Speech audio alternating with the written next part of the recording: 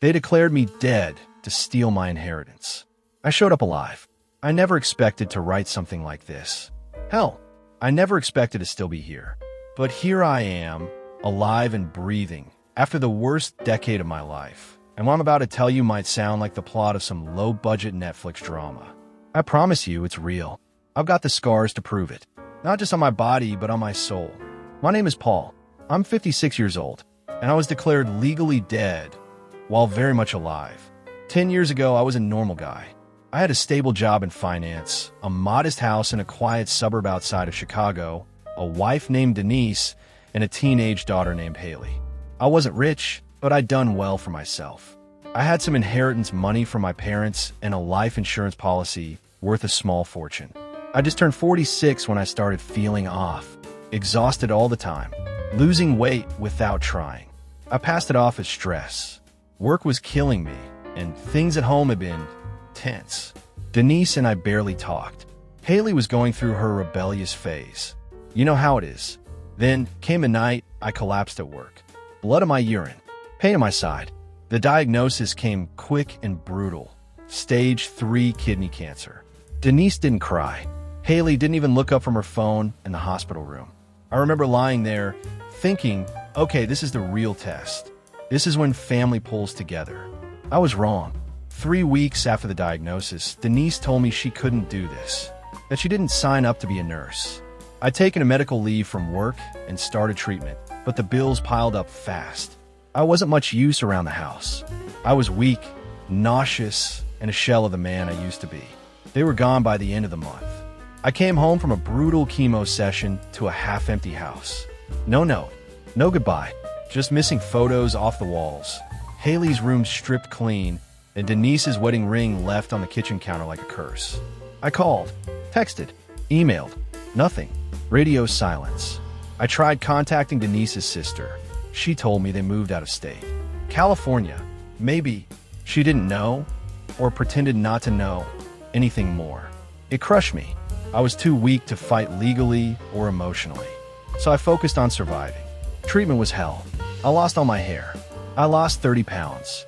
I lost everything, except my stubborn will to live. An old friend from college, Mike, found out about my condition and offered to help. He had a cabin out in Oregon, secluded, peaceful, said I could stay there and recover, no strings attached. I think he thought I was going to die there, but I didn't. I got better. The cancer went into remission. It took 3 more years to rebuild any kind of life.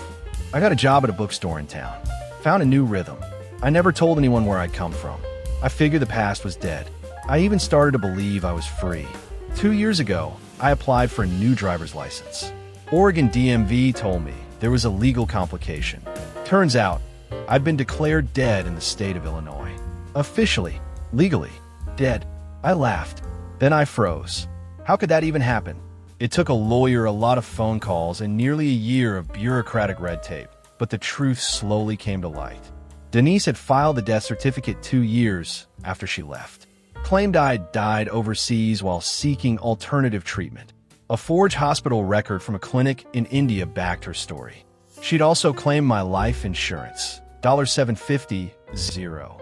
And this was the kicker. Haley had inherited the house and sold it. My parents' house, the one I'd grown up in. That's when something inside me snapped. I wasn't angry. I wasn't hurt. I was done hiding, done running. It was time to come back from the dead. I hired a private investigator. Found out they'd moved to Phoenix. Denise had remarried a plastic surgeon. Haley was in grad school, studying psychology of all things. I flew to Arizona. I didn't have a plan, not really.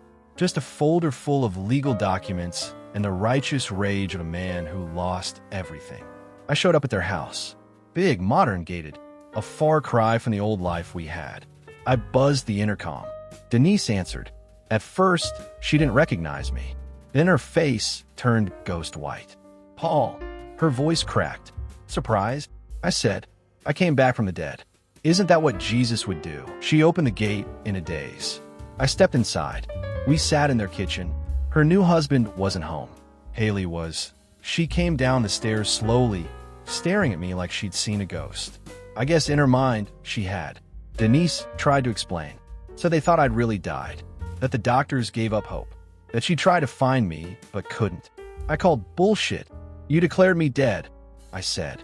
You forged a death certificate. You faked a hospital record. You didn't think I'd come back, did you? Haley didn't say a word. She looked like she was going to vomit. I laid out the legal documents. Told them I was going to court. Told them I was reclaiming everything they stole. And then I left. No yelling. No dramatics. Just the quiet devastation of truth. It's been almost a year since that day. The court sided with me. Denise is under investigation for insurance fraud. Her new husband divorced her. Haley tried to reach out. I didn't respond. I don't know if I ever will. Maybe that makes me heartless. Maybe I don't care. I got the money back. Not all of it, but enough. But more than that, I got me back. I live by the coast now. Oregon feels like home. Peaceful. Quiet. I still work at the bookstore. Still keep to myself. I see Mike now and then. We drink beer and talk about old college stories. He doesn't ask about the rest. And that's okay, because I came back from the dead. And that's enough for me.